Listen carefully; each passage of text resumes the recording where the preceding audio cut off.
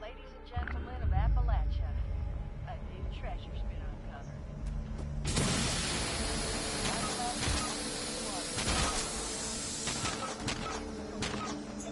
Come on down for a hot meal.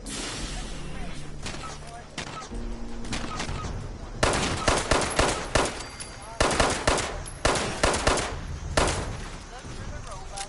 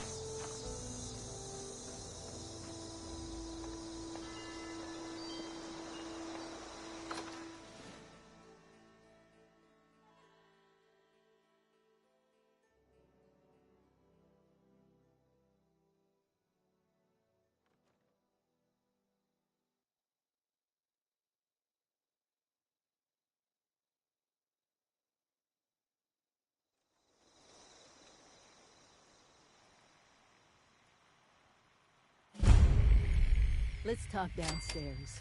Cozy as this place is, there's someone I'd like you to meet.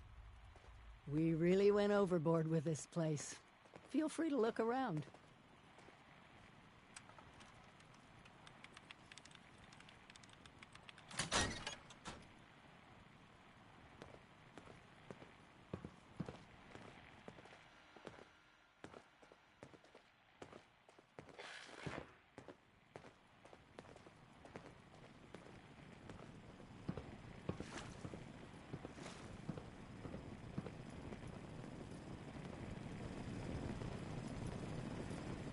Let me introduce you to Davenport. He's been helping me with some reconnaissance. Keeping an eye on Appalachia. Oh, so good to meet you. The Overseer has been so excited to see everyone again. Once you've acquainted yourself with our new arrivals, I may have some field work for you. I couldn't have pulled this place off without him. Let's talk.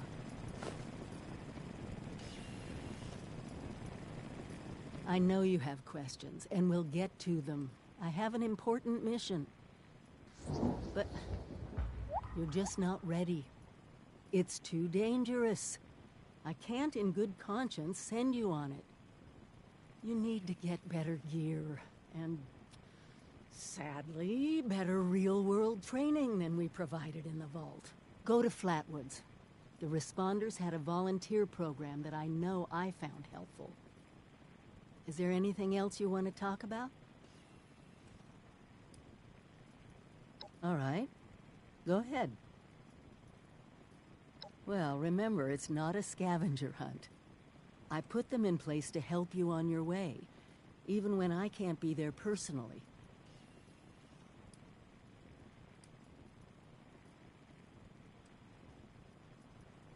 Pretty hypocritical for me, of all people, to take off on my own, huh? Oh. At first, I was just racing ahead, hoping that if there was any trouble, I'd hit it first. And then there were the nukes, the scorched plague. Seeing my old neighborhood bombed to pieces, I needed time.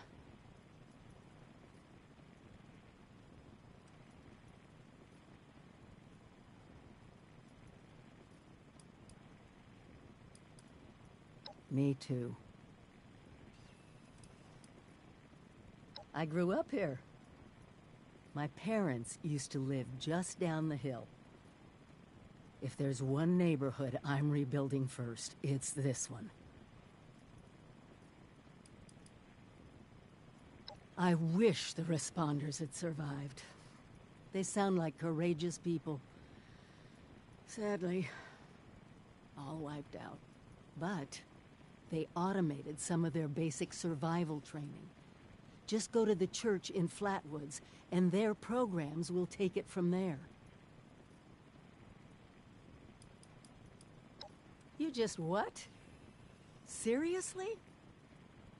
What were you doing in Vault 76 all these months? Ugh. All right, everyone was supposed to leave at Reclamation Day. My advice? Start pulling your weight and catch up, and maybe invest in an alarm clock.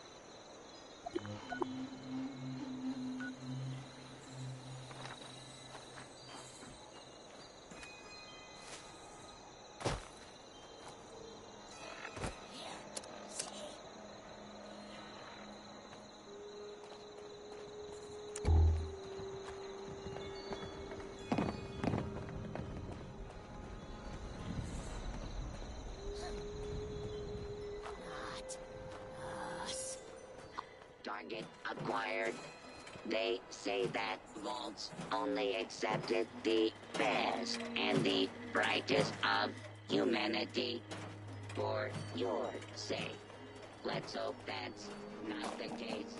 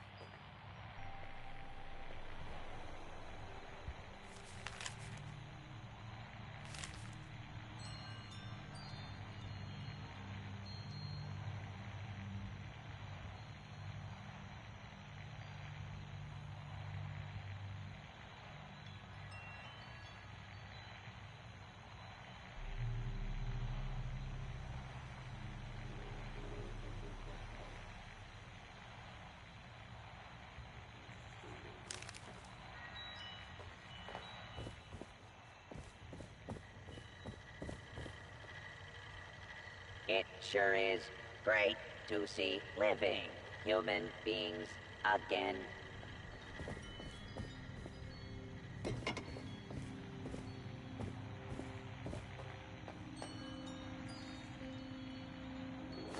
Overseer's log, town of Flatwoods. My God. There's no one here. The old tavern, the church, people were using them for shelter, but they're gone. Mutations we expected. But there's something else. A disease. I was attacked by... Well, it used to be a person. But it had these green, glowing lesions, and its voice. Angry, tortured. We are one. One what? Whatever happened here is beyond anything we expected. And we expected a lot. Before they were wiped out, the survivors called themselves the Responders. Looks like they were made of firefighters, police, emergency medical staff. They even have an automated system to teach people about treating water, food, survival. I'm doing their tests, and you should too. I know it's even worse than we imagined, but someone's got to know where the missile silos are and how to secure them. The Responders are the best lead we have. This is the Overseer, signing off.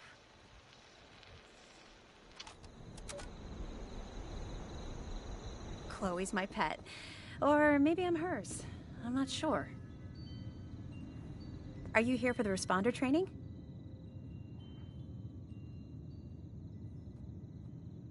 Then you're not alone. A lot of people come here because of that radio message the Responders left. That's what brought me here too. At first, I was planning to just do the training and move on, but honestly, I kind of like it here.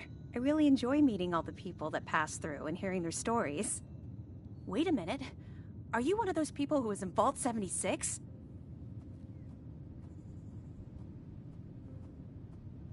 To be honest, you really don't have the look and feel of someone who spent their life out here in the wilds. The other people I've met from Vault 76 seemed a little more... how to put it, wide-eyed, inexperienced, still figuring things out, you know? They also tend to look healthier, more well-fed, and their skin's not so rough and calloused.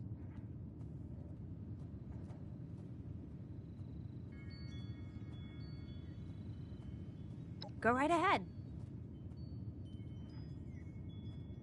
Me? There's not much to tell, really. I came in with Paige and the rest and stayed up at Foundation for a while. It was nice, but eventually I wanted to go my own way, you know? Get out and see some places I've never seen, figure out who I am. When I heard the message on the radio about Flatwoods, I was curious to meet the Responders, so I made my way here. I decided to stay here and see what else I could learn. That's pretty much my story. He's the closest Foundation has to a leader, I guess. I never got to know him real well, but he always seemed like a decent guy. Honest, reliable, cares about the people, that kind of stuff. It's a community of settlers up in the mountains to the east. It's a nice enough place, I guess. That being said, it's a hell of a dangerous trip trying to get there. I barely made it out of the mountains alive. If I were you, I'd keep to the forest until you're ready to deal with some seriously nasty stuff. Okay, what is it? I found it in one of the houses. It fits great, and it's really comfortable and pretty durable, too. I'd also be lying if I said it didn't have some sentimental value for me. I've admired the Responders ever since I first heard about them. What they stood for, helping people no matter what. That was really important. Yeah, there's a couple of places around here that qualify as interesting. At least to me. The Agricultural Research Center is infested with feral ghouls and homicidal robots. But you can find some good scrap in there if you're up to it. The New River Gorge Resort to the east is the same story. Maybe, minus the robots. No problem.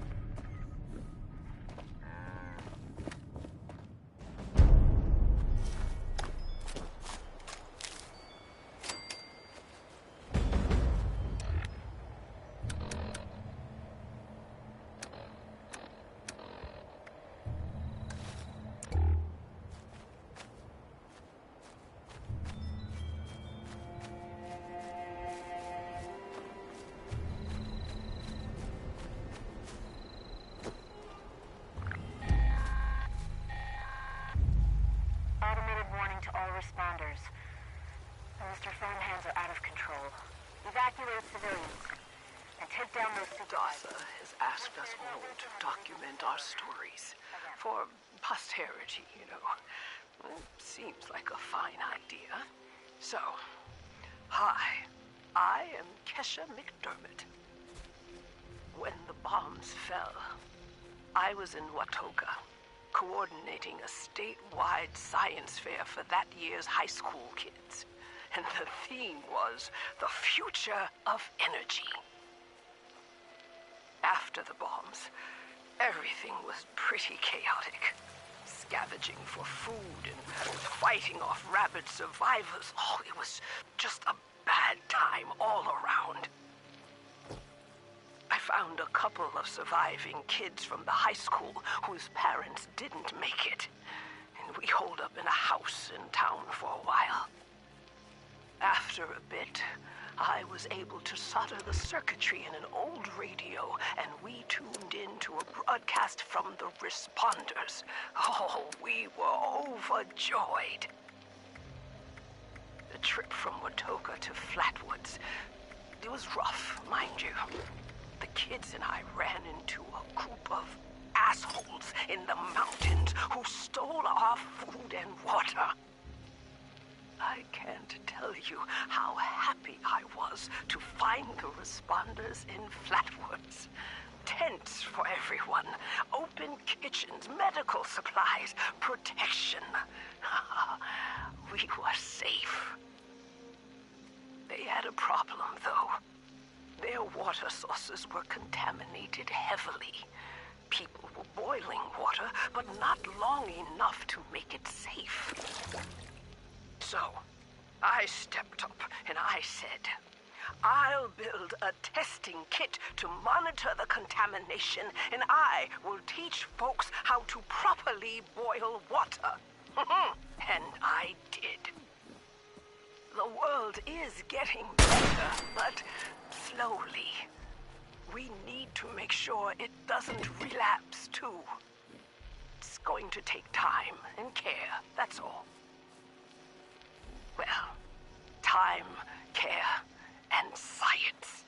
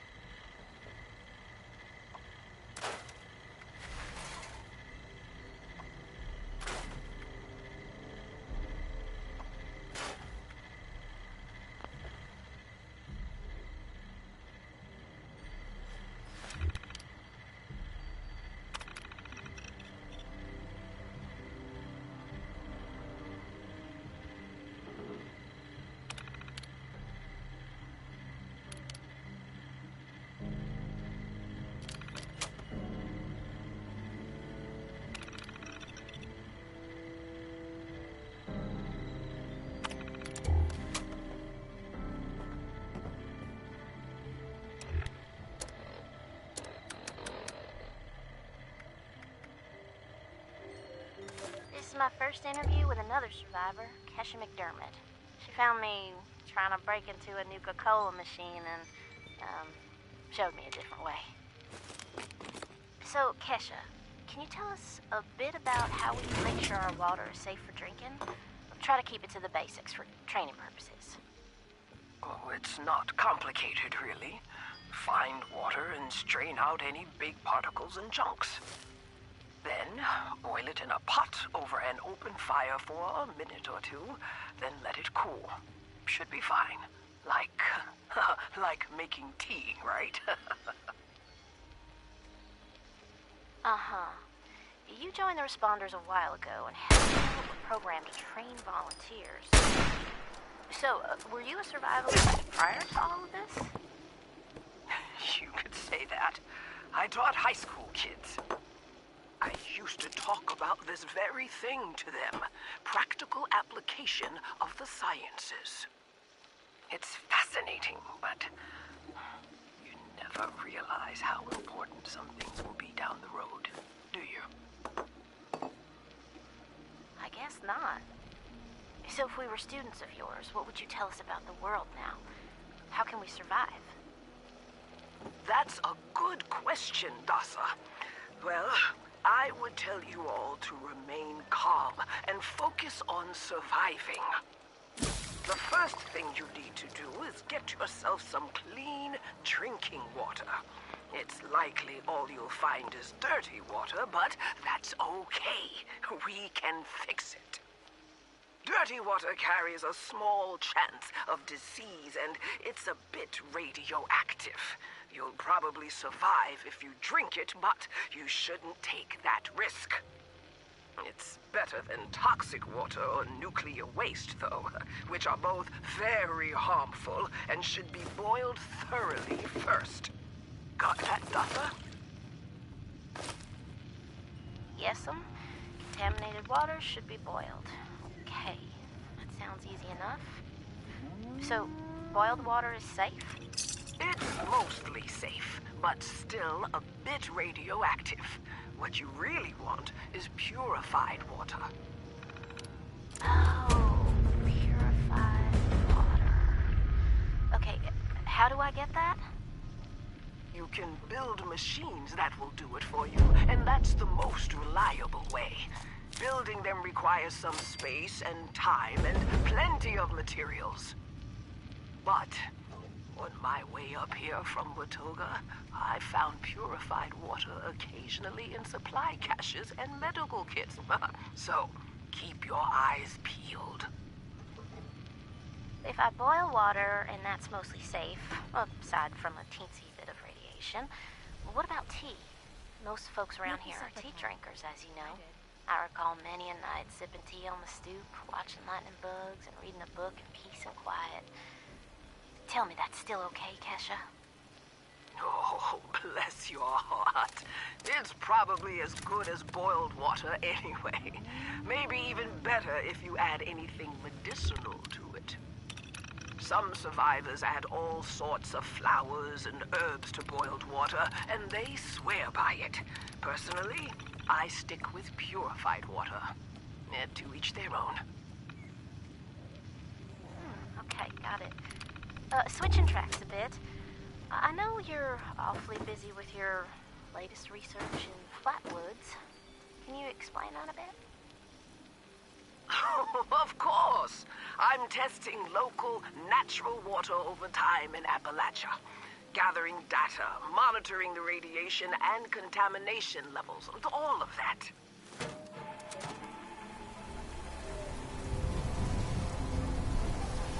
Tonight, we bring you the final chapter of Close There, The Strange Encounter in Flatwoods. In the last episode, Pioneer Scout Fred Fisher met a curious girl named Sally while hiding in the dark. But, as it turned out, they weren't alone. There are other people here? Yeah, they probably just went to get more food. They'll be back soon enough. You can wait with me, and they'll give you food too. You just have to do what they want. What do you mean? When they want to play games with you. Games? What kind of games? I'm still learning the rules. Mostly, they're kind of boring, and only hurt when they use the needles. Needles? Yeah, you know, like at the doctor. This doesn't sound like any game I know. It sounds downright awful, and these people sound really bad. We have to get out of here. No, stay put! Stay put! Stay put! Stay put! Okay, stop screaming! Ah! Bright! It's so bright! That's where they come in to bring food, or when it's time to play. Sally! What's that helmet thing you're wearing? It looks like it's screwed into your head.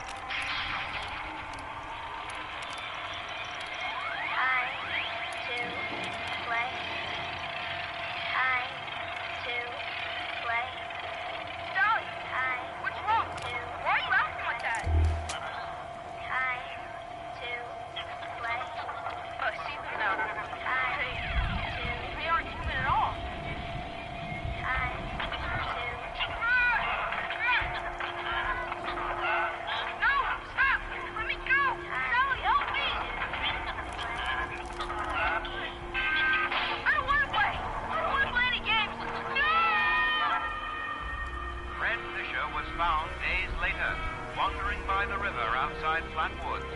He was disoriented, but unharmed, save for 2 small wounds on each temple. To this day, Fred is convinced his strange encounter was real, and even continues to search high and low for a missing girl named Sally, whom he swears he met. So I leave it to you to decide, dear listeners. Was this simply the wild imagination of a frightened boy lost in the woods?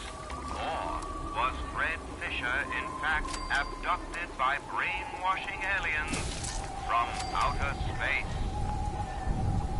Be sure to tune in next week for another thrilling chapter of Tales from the West Virginia Hills.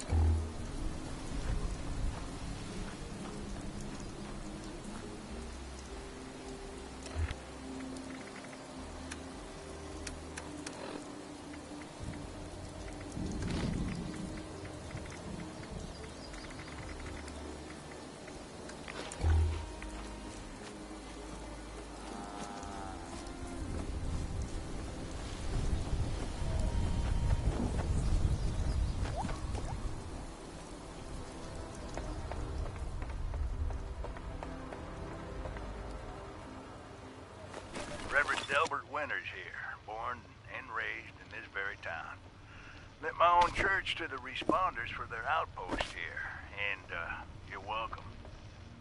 The responders are on a true mission, you see, helping folks through thick and thin, till the heavens open up again and take us all up anyways. When this all happened, I figured like most it was time. This was the end, but it wasn't, was it? We're still here. At first, I thought it was a mistake, that we was missed, forgotten. Maybe we did some wrongs. Didn't give enough to charity, maybe. Didn't praise his name, even in the worst of times. Maybe thought some things that ought not to been thought. So I asked him. I asked how. Why? I fought your wars on Earth. I'm ready to fight them up there by your side. Then, in my despair, I saw some survivors eating raw rat carcass behind the dumpster. Really nice before the war. You ought to cook that first, I warned them. Seemed obvious. We tried but got sick, they said, covered in their own filth. I realized right then and there that I was being tasked. From then on, I built kitchens, cooked good food, fed anyone who walked up with an empty belly. And I was thankful for my task in life. Thankful. Next time hell or high water land at my stoop, I'll be swept clear away with it. But until then, let's share a home-cooked meal together, all right?